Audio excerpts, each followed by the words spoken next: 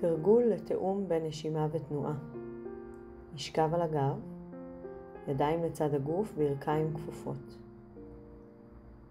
עם השאיפה, הידיים עולות מעלה אל התקרה ועוברות אל מעבר לראש. עם הנשיפה, הידיים עולות מעלה אל התקרה ומגיעות לצד הגוף. ככל שהשאיפה איטית יותר, כך התנועה איטית יותר. הנשימה והתנועה מסונכרנות ומאפשרות תאום מושלם. נתרגל כמה חזרות, כשקצב הנשימה מכתיב את קצב התנועה. בקצה השאיפה נשאר רגע עם כל האוויר בפנים. בקצה הנשיפה נשאר רגע ללא אוויר.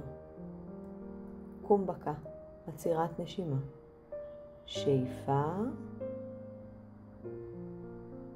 שהייה עם כל האוויר בפנים, ידיים מעלה.